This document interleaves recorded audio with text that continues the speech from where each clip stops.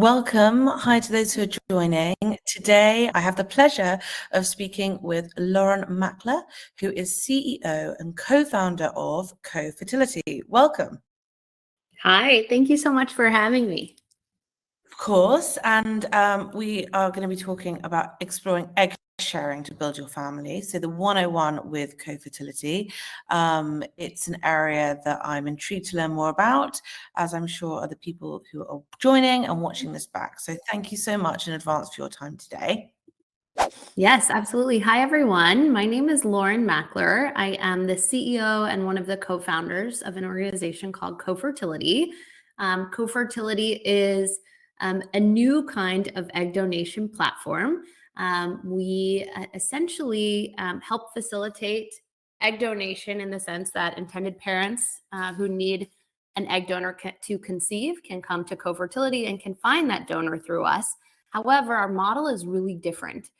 Traditional egg donation, especially in the United States, is facilitated through a model that involves cash compensation for the donor. So the intended parent typically pays the donor $10,000 or more as part of the egg donation process, and that compensation goes up depending on someone's background, whether that's their heritage or their education, different things like that. And that, frankly, is something at Co-Fertility that we don't believe in, and I'll talk more about this later. But I just wanted to give you the what is Co-Fertility before I tell you about myself. So essentially at Co-Fertility, we don't do cash compensation for egg donation, but instead the donor keeps half of the eggs retrieved for her own future use, meaning that she has access to egg freezing while helping grow another family at the same time. This means that ultimately the experience ends up being less transactional for intended parents and less expensive. This is something that we brought into the world and launched in October of 2022. And I feel so proud of our team for how much we've been able to accomplish in that time. But back to myself, I guess this venture for me is absolutely I think of it as sort of both a labor of love and really my life's work. Prior to starting Co-Fertility, I spent 8 years at Uber. So I helped launch Uber across the East Coast of the United States in the very early days of Uber, when people thought I was crazy that I was working at this taxi company. But I just had this feeling that it was gonna be huge and it was gonna have a big impact. And then I actually saw an opportunity for Uber in the healthcare space. So I saw data that said in the United States, millions of people miss a doctor's appointment every year because they don't have access to a reliable ride. And I felt like, well, Uber has reliable rides in spades. And so how can we do something about that? And so I pitched our executive leadership team on a business line called Uber Health that essentially allows healthcare organizations to request rides and deliveries on behalf of their patients. And so it's tailored to a elderly and low-income population. And that's a massive arm of Uber. And I really got hooked on creating impact at scale through thinking about old problems in new ways. And so I'm someone who had my own health and fertility journey that inspired me to want to start Co-Fertility. And I'll give you the quick version. But while I was building Uber Health, actually, I was diagnosed with an incredibly rare abdominal disease. I had masses growing throughout my abdomen that needed to be removed, and was told that I'd have to have a number of surgeries where I would most likely lose my ovaries in the process. And I was pretty devastated at that idea, being someone who had hoped to have children someday. And so I asked, can I freeze my eggs? Like, what are my options here? And just given the nature of my disease and how little they knew about it, they said, you know what, we don't feel comfortable freezing your eggs, but perhaps egg donation could be the route for you someday if you do end up losing your ovaries. And so I wasn't ready to have children at the time, but I'm a total planner. And so I started researching egg donation. So I wanted to see what my options might be. And I was really put off by what I saw.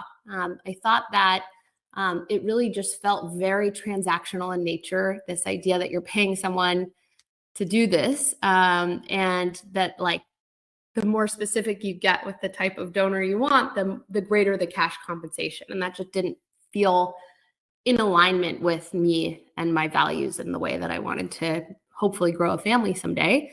And I also felt it was a little bit weird that all of these donors were listed as like anonymous. I was like, how is that even possible this day and age when things like 23andMe and Ancestry.com and these like the advent of at-home genetic testing exists? And so it just left me feeling pretty turned off by the whole process. And ultimately, my sister decided to freeze her eggs and donate them to me ahead of my surgeries in case I needed them someday. And long story short, I ended up not losing my ovaries. However, I did then go get to like live my life knowing what it felt like to have eggs put away and eggs on ice. And ultimately ended up conceiving my now 2.5-year-old daughter without using my sister's eggs. But the minute I held her in my arms, I was like, oh, I have to go build something in this space. I felt that intended parents really deserved more options, really like more human-centered options that felt in alignment with how they wanted to build their family, given how many people grow their family through egg donation today. And also that like more women should have access to egg freezing, right? Like I got to go like live my life without the pressure of my biological clock. I got to date without thinking about like, is this the father of my children, right? Like I got to have that freedom, and I felt more women should really have access to that, but was frustrated that for so many people, the best time to freeze your eggs is when you can least afford it, right? So it's like the lower the, the best time, best egg quality, best egg quantity is when you likely have the least amount of funds to go afford to do something like this. And so it felt like this solution, this model of egg sharing, but at scale, could really help address the problem for a lot of people.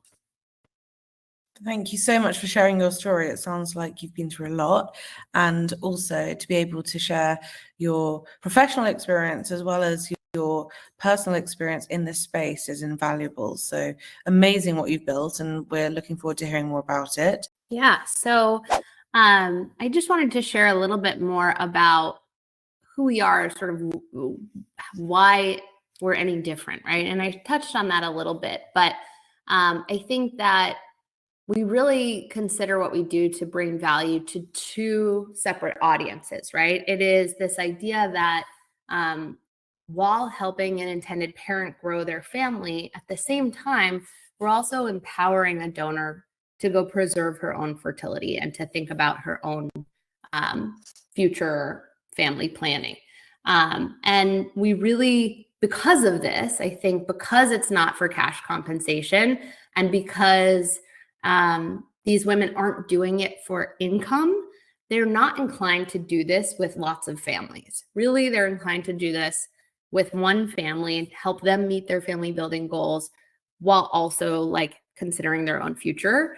And so as a result, the donors that we're able to bring onto our platform are incredibly ambitious and thoughtful, and they're very unique. And so these are women who think about this process as like, oh, this is like one way to go enable the career that I have in mind or the education that I have in mind. And what a nice thing to do for another family at the same time. And so we try really hard, and you'll see this if you sign up for an account on our platform, to not just like showcase someone's physical attributes or photos of them, right? Or tell you like their, physical attributes and stats, but to really dive into like who they are as a person and what makes them unique. And so we really pride ourselves on our profiles, and I hope that that's something that comes through when you take a spin through. The next thing that we also really pride ourselves on is what we call our baby guarantee. And so what we do is called fresh egg donation, by the way, meaning that when you match with an egg donor, that is when she then goes through the process of the egg retrieval, meaning that you have the opportunity to fertilize those eggs on the day of the retrieval and create embryos immediately. This is compared to frozen egg donation, where you're like, okay, I want this person's 6 eggs and they're already frozen, and then you have to thaw them and then you fertilize them. So of course, some of those eggs can be lost in the thaw. But with this idea of fresh donation, we don't know necessarily how many eggs you'll get at the end of the process. And so it was important to us that we offer what we call our baby guarantee. And so this baby guarantee is on the coordination fee that Cofertility charges as part of this process. But the idea is that if anything prevents you in this process from bringing your baby home, we will rematch you with another donor at no additional cost, because that's our goal. Like, we want you to have a baby. And so this is something that is really hard to find in fresh egg donation, and something that we really pride ourselves on. I'm happy to talk more about that in the Q&A section as well. We also are really proud to have incredible medical advisors that are reproductive endocrinologists that are at the top of their field and really well respected in the space, as well as a fertility psychologist, all of whom have extensive experience working in third-party reproduction and with LGBTQ families especially as well. And so we are proud to work with any and all intended parents who come to us, whether they are coupled or single, like whomever, whatever the reason is that you need an egg donor, we're here for you. Okay. So a lot of folks ask, like, but like, how does it work, right? And I think this is sometimes a question, especially around fresh egg donation, right? Like, what does the process look like if somebody hasn't gone through the egg freezing just yet? And so this is just a quick breakdown of that process. So the first step in our process is an intended parent creates an account with us. It's free to create an account. We do not gatekeep any details or information. That's so important to us. I like hate that so much. I think it's so cringy that like there are some organizations that you have to like pay to even see a donor's full profile. Like, I just don't think that that's, I think it just shouldn't be that way. And so with us, you create an account, answer a few questions, help us to like better understand who you are so that we can help you match. But as soon as you do that, you have access to all of our donors' profiles. Everyone who's listed on our platform is available to match immediately.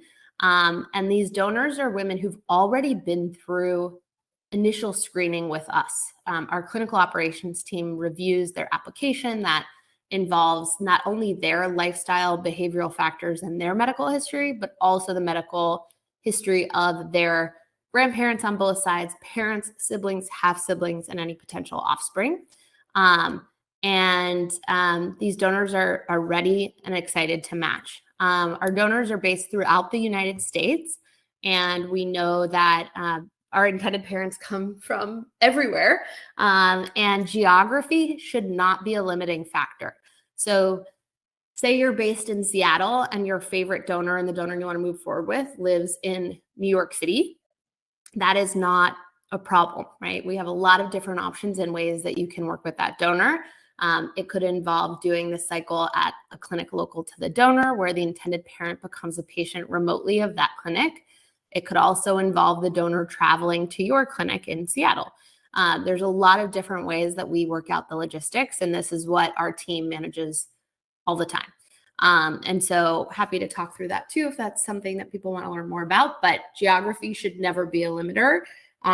It's hard enough to find a donor that you like, that you shouldn't be forced, based on your geography to only have somebody who's like within a certain mile radius of your clinic.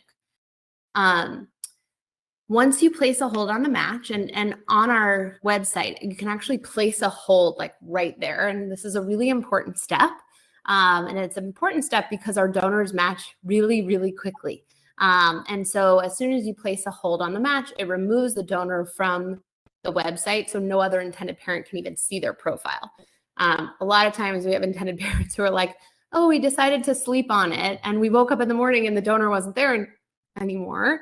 The reason for that is because somebody else matched with her. So we don't share this to like pressure anybody. We share this though more so that you're not surprised if like you had your eye on someone and suddenly she's not there anymore. But essentially, the minute you feel good about the donor, you place a hold on the match. You're then assigned a member advocate from the Cofertility team. These member advocates, they're truly amazing. They are so incredibly well-versed in third-party reproduction and in the ways in which this process works. And they serve essentially as like your project manager for the entire process. So they are the person that is working with you and the clinics and directly with the donor to make the entire thing happen. They will connect with you to make sure that they understand all of your preferences for the match. They'll then connect with the donor to make sure that she's in alignment with all of those preferences. You also at that point have the opportunity to do what's called a match meeting, when you don't have to do this. It's totally optional, but if you want to, along with your member advocate, you can have a one-on-one call. Or I guess that's not technically one-on-one if the member advocate's also there, but you can have a call with the donor directly where we provide conversation starters to help you get to know one another and to decide, like, for sure, this is the person I want to move forward with.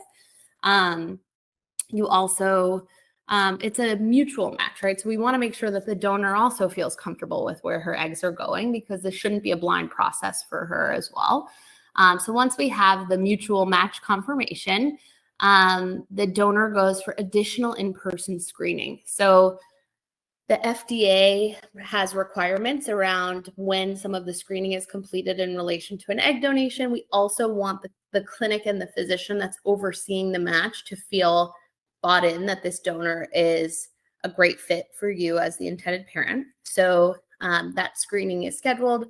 Once that's completed, it also involves a genetic carrier screen as well as a psych eval. Once that's done, you and the donor enter into a legal agreement phase. This typically takes like 1 to 2 weeks, and Cofertility helps to provide third-party reproduction attorneys that help to manage this process as well. And then once you have legal clearance, the egg retrieval is scheduled. So that gets scheduled, and you have the opportunity, like I said before, to fertilize the eggs immediately when you do a fresh egg donation. On the day of the egg retrieval, the mature egg yield is split in two. Half of the eggs go to the intended parents, half of the eggs go to the donor. If there's an odd number of eggs, the odd egg goes to the intended parent. And again, you can fertilize those eggs right away, or you can freeze those eggs and ship them, whichever you prefer. And then once you have embryos, that's when you can schedule, you can either do further genetic testing or you can have schedule a transfer. A lot of people want to know in that initial phase, right? Like that choosing a donor phase, right? It can feel pretty overwhelming. It can feel daunting. We have usually, anywhere from 150 to 200 plus donors at any given time.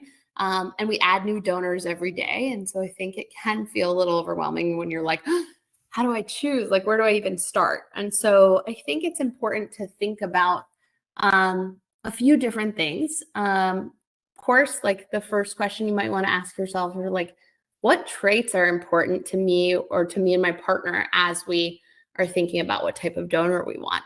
Those could be physical traits. Those could be personality traits.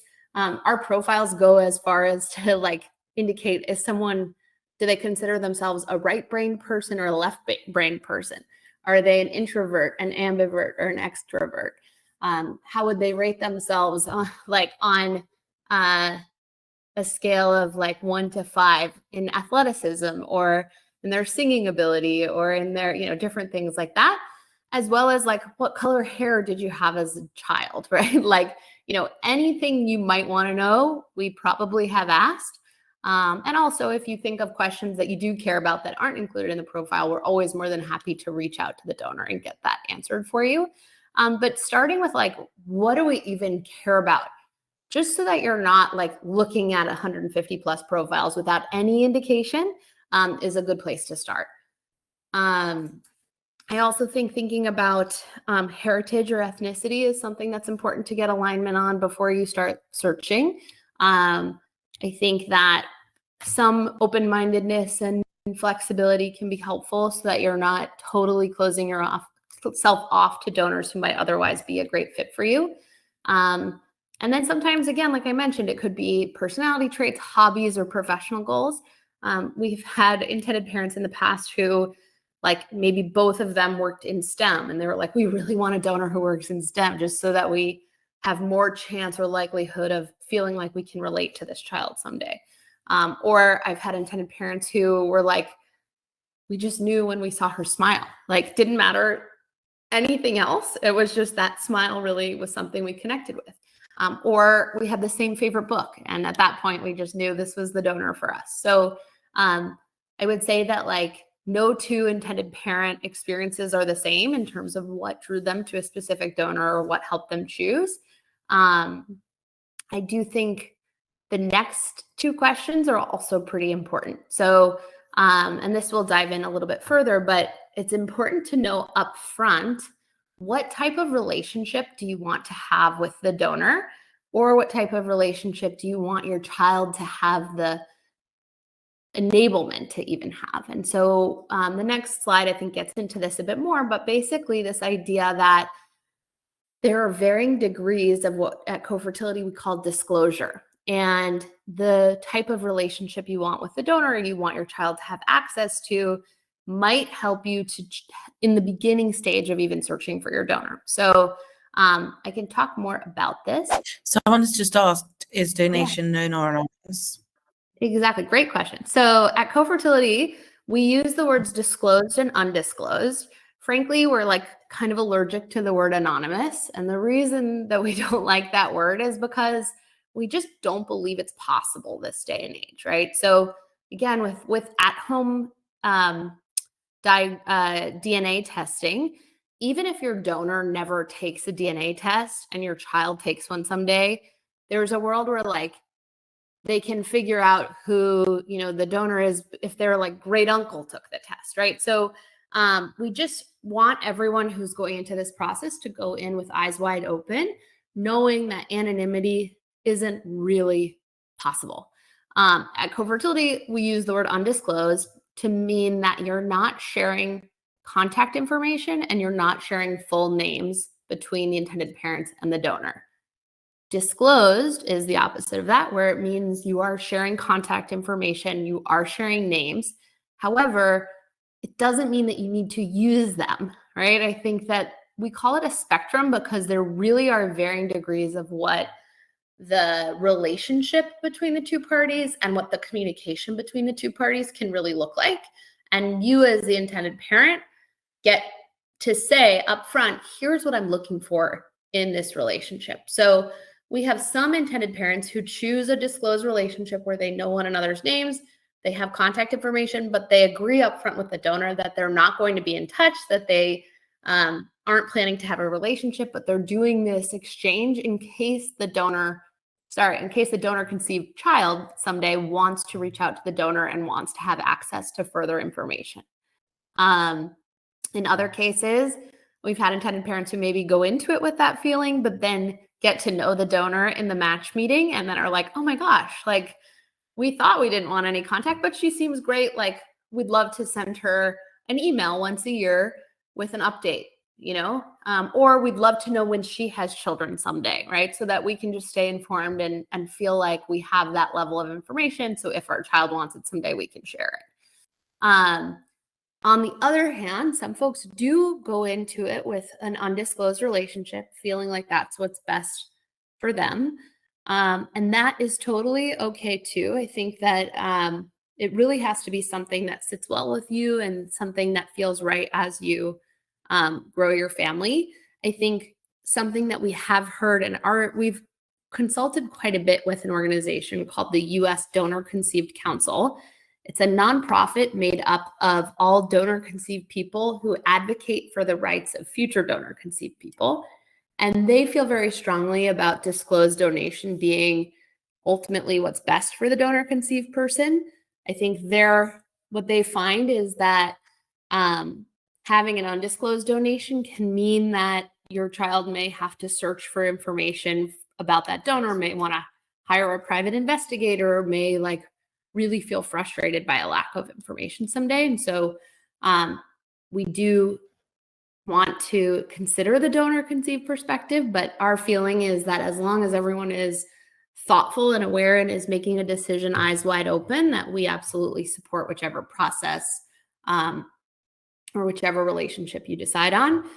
It is important to note that in either situation, the legal agreement between the intended parents and the donor is a great place to be very specific about what the spectrum of communication or what that relationship is that you would like to see, right? It can be completely unique to you, or it can be something standard, but all of the third-party reproduction attorneys that we work with are very thoughtful about the best setup for those relationships. Research does show that there's benefits to a disclosed donation, and that the ability to get to know the donor might be something that you and your child do feel value in later in life. And again, I guess this is the interesting piece. The Donor Conceived Council says that, like, if you do enter a disclosed relationship, even without a regular ongoing contact, it means that your child is less likely to be rejected someday if they do reach out to the donor. So even though we say anonymity isn't a thing, of course, you could find out who the undisclosed donor is.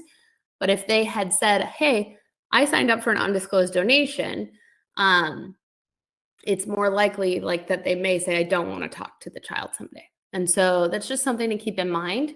On our website, when you're looking at donors, it says in their profile what type of relationship with the intended parents they are looking for. So you'll see in there, it says they're either exclusively wanting disclosed, exclusively wanting undisclosed, or open to either.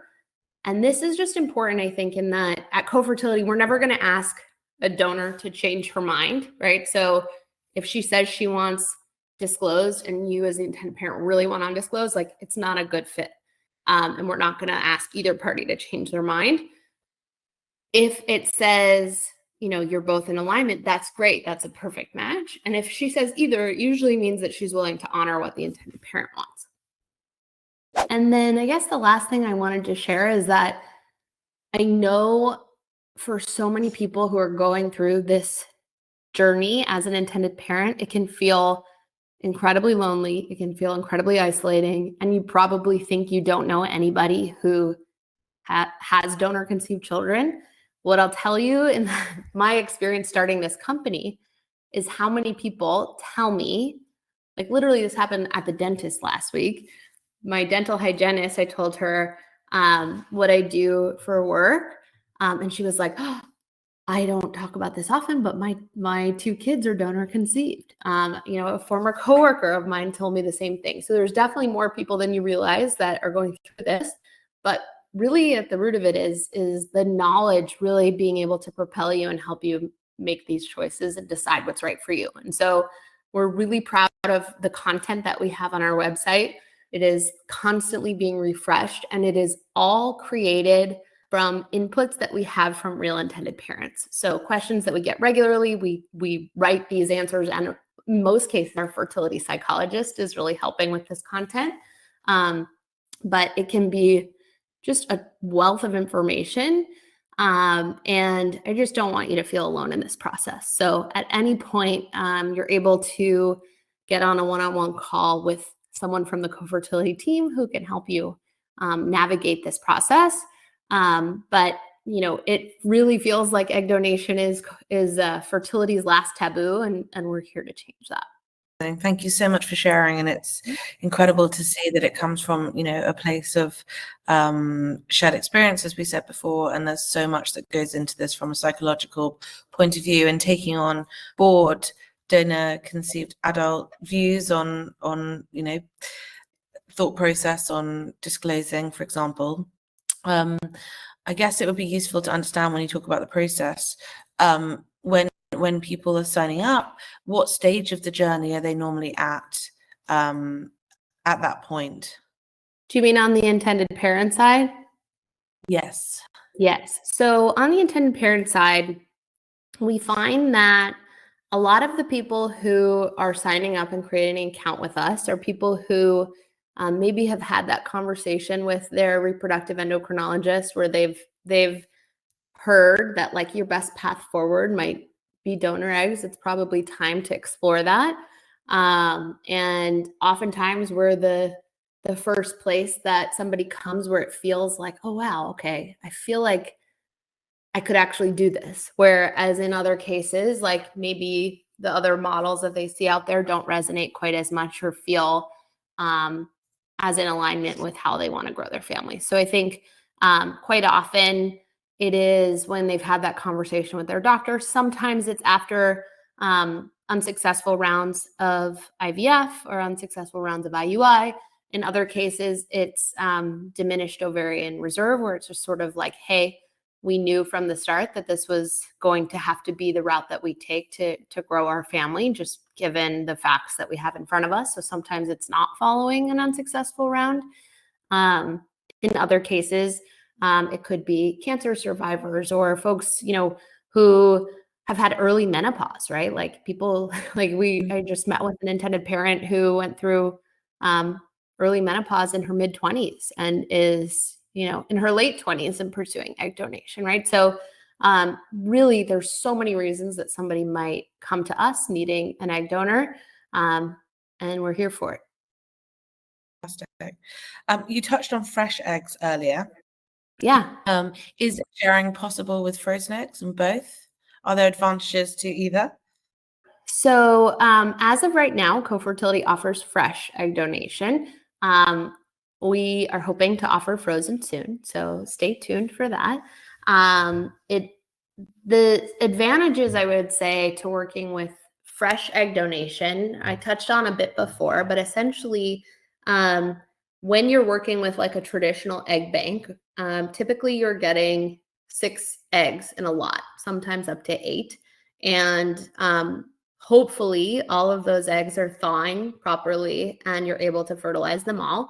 But there's a chance that that's not the case and that you ultimately don't get what you need from that initial first lot, and then you end up needing a second lot of eggs. At Co-Fertility, on average, from one split cycle with a co-fertility donor, intended parents are getting between 12 and 13 mature eggs. And so that's almost twice what you're getting or more than twice what you're getting in some cases with a frozen egg bank. And so, of course, it's an average and it's not a guarantee in the same way, but that is the outcome that we're seeing, which is excellent. And the advantage truly with fresh egg donation is that you can fertilize those eggs the same day they are retrieved, right? So you don't have to thaw them and they're able to fertilize right away, which there's some benefit to. But of course, truly, there are people who are seeing success with both options, which is why we're pursuing both. So I would not turn yourself off to one or the other. Great, thank you. What about age limits? Any age limits for egg sharing? So an egg donor needs to be between, and this is in the US, between the ages of 21 and 34. So we absolutely follow those requirements. We also look at a donor's AMH to make sure that it is, something that her ovarian reserve is of a quantity that appears to really make sense for someone to do a split cycle. We'll also look at her follicle count. On the intended parent side, Co-Fertility does not have an age limit for egg sharing or for using an egg donor. However, it's important to know that some clinics in the US do have age limits. The age limit can either be for carrying a pregnancy, whether it's the gestational carrier or for you as the recipient mom. And then some just have age requirements. Sometimes it's of the combined age of 2 intended parents in a couple. And so at Co-Fertility, we really honor the rules of each clinic that we work with. But often, if one clinic isn't open to it, there are others who may be. And what about diversity of donors? Does this affect times? It's a good point. Sure. So at Co-Fertility, we're super proud of how diverse our egg donors are. We have donors that represent over 55 ethnicities. And what's nice, we hear from so many intended parents, I can't believe you have more than one donor in this category, right? And so we do really pride ourselves on choice. I will be honest, though, there are certain heritages that donors match much more quickly than others, right? So we just have a lot of demand in certain categories. And so there are times we have it so that you can set up email preferences on our website. So every time a new donor who meets your criteria is added, you can get an email. There are certain backgrounds that I swear donors will match within 30 minutes of being listed on the platform. And so it's sort of just being ready to match as soon as you see a donor come through that does meet your criteria or that you are ready to work with. And of course, we add new donors every day. So while you might feel like they don't have anybody today who meets my criteria, there's a good chance we might tomorrow or the next day. So it's not like we add donors once a month and you'll be waiting that long. It's just a matter of time, and also how quick you are to sort of pull the trigger, I guess. I hope that helps answer that. Definitely. When an intended parent signs up, how much support do they get from Co-Fertility in terms of matching and what they're looking for? Yes. When you sign up for an account, you have the opportunity. One will call you for sure. We'll call you usually within a couple of days of you signing up for an account. If that is not something you want to wait for, we have intended parents who sign up and email us almost immediately asking specific questions about specific donors, or if we can help them with their search, which we're more than happy to do. We also offer you the ability to set up a Zoom call with someone on our team where you can ask any and all questions specifically about co-fertility or specific to your search. So we'll get on and we'll talk about what you're looking for in a donor, and we can show you donors either on the call, or we can send a follow-up where we'll send you a custom email with like a curated list of donors that meet your criteria. I love doing that. It's probably my favorite part of my job. Like they tease me that I'm the chief matchmaker rather than the CEO, just because that's truly, I think it's so fun to do that. Amazing. What an amazing thing to do. What happens if someone's clinic can't collect enough eggs? Yeah. So we typically, that's part of why we feel so strongly about like the clinical screening phase. When the donor, like we have the AMH up front, so we'll know like if she's likely to be a good candidate for a split cycle. But of course, the antral follicle count, what happens with that like initial transvaginal ultrasound, really does tell us quite a bit about someone's fertility. And so if at that in-person screening, her antral follicle count isn't consistent with what we're seeing in the AMH, we, your member advocate and the physician overseeing the match, are likely to tell you, you know what, this donor isn't a good fit for a split cycle. Let's find another donor and we'll rematch you. And so I think something that's important, even when you're selecting your donor, is yes, like you should absolutely choose your first choice donor and be excited about that donor, but having a sort of openness, knowing that sometimes when biology is involved, things aren't a perfect science, right? And so to sort of be open to the idea that it may have to be with another donor that you end up working with. And if that's the case, I think it's really about like remaining focused on the outcome and being flexible on the journey. So typically in that scenario, we really can stop the cycle before it gets to the point where there aren't enough eggs. If, it turns out to be an anomaly where the donor's egg quality really doesn't work out, or sometimes sperm quality can impact whether or not you end up having viable embryos to move forward with, again, we'll rematch you with another donor.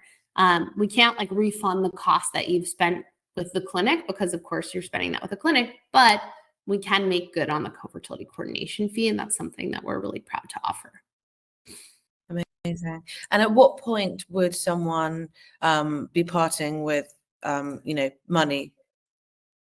So co-fertility, when you make when you match with a donor, you place a hold on the donor, it's a $500 deposit.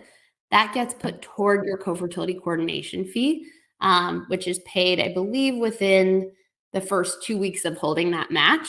And then we set up an escrow account where the next sort of like phase of funding gets put into that escrow account. And it's a bit of a pay as you go model, right? So you pay for that upfront screening.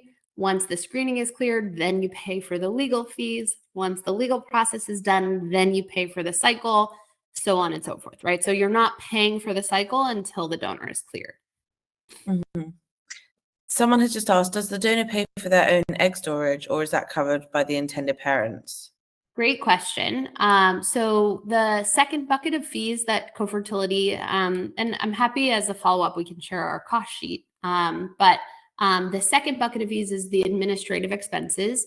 That includes things like, it's like $5,700. It includes the intended parent's lawyer, the donor's lawyer, IVF complication insurance for the donor, and a one-time storage fee for the donor's half of the eggs.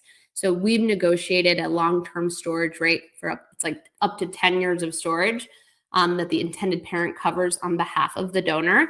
But again, it's far less than what you would pay than cash compensation. Great, that's really useful to know. What about geography? Where can you help, or who is located where? Yeah, so our donors are all based in the United States, and then we can help intended parents from anywhere. You know, it's really one of those things, as long as you're comfortable with this cycle happening in the United States, we can help make this work. You know, just yesterday, I spoke to an intended parent in Australia, right? So we can make this happen no matter where you're located.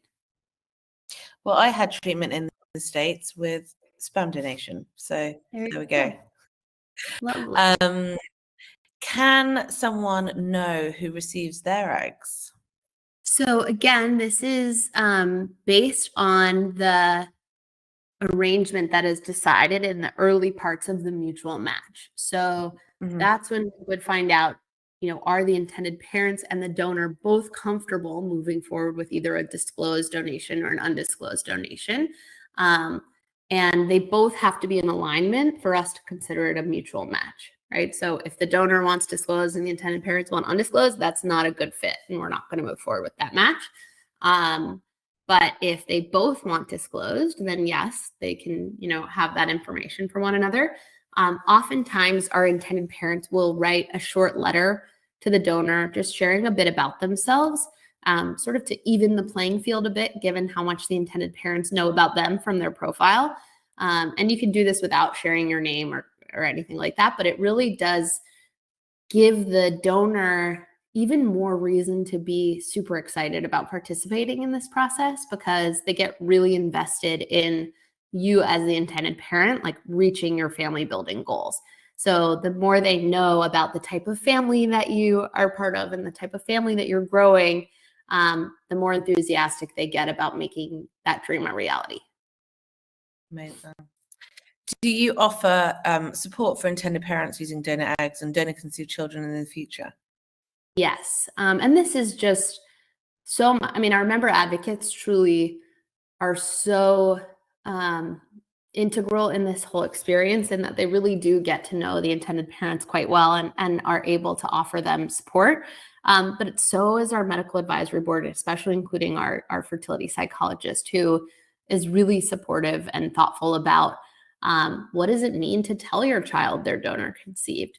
How do you share that with other family members, if you want to share that with other family members? And we're starting to build out different programming and things like that for intended parents who go through the program and who are on the other side, right? Of like, okay, now we have this baby in our arms, and now what, right?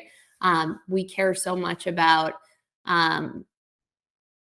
making sure that, like, we're not this, again, it's not like a transactional, like, here we get you to your eggs and then we're done, right? Like, this is something that we want to help provide resources well into the future. Amazing. Lastly, can someone change their mind for sharing their eggs? Yeah, I mean, we give our donors quite a few opportunities up front to change their mind. So they fill out their application. After they do that and they're accepted into the program, or they're like clinically accepted, then we have an interview, a one-on-one interview with our team, where we get to know them, make sure they are who they say they are, but also like an informed consent call, where we're really helping them to understand what it is that they're signing up for. And at that point, some women really do drop out, and I'm thrilled about that, because I'd rather them drop out then than later on in the process, once they've already matched with an intended parent. At that point, they're sent an agreement with Co-Fertility, where on paper, they're saying that they know what they're agreeing to and that they really do want to move forward. So even then, at that point, we have women who change their mind. So we really want the people who are participating in our match on both sides, on the intended parent and the donor side, to be people who are really bought in and ready to do this. And so usually that by that stage, there's there's a little changing of minds, but people are really bought in. Great. Well, thank you so much, Lauren. That was absolutely fascinating. And here you'll see on the screen ways to contact the team. So you can email directly to support@cofertility.com. You can also visit their website, cofertility.com/family. Is there anything that you want people watching back or live to know about setting up an account and starting the process? Just that I wouldn't hesitate and I wouldn't feel alone. So definitely visit cofertility.com/family and know that our team is on the other side. I personally would even be happy to get on a call and walk you through our process or help you find your match. We really want you to feel supported in this process. And we're thrilled to be a part of your journey. Thank you. Well, thank you so much, Lauren. Fascinating. And I do encourage people to check out the website and get in touch with the team as soon as possible to talk about next steps and for some advice. And yes, thank you so much for your time today. It's been a pleasure. Thank you so much. And thanks everyone for joining. Thanks, everyone. Bye-bye. Bye.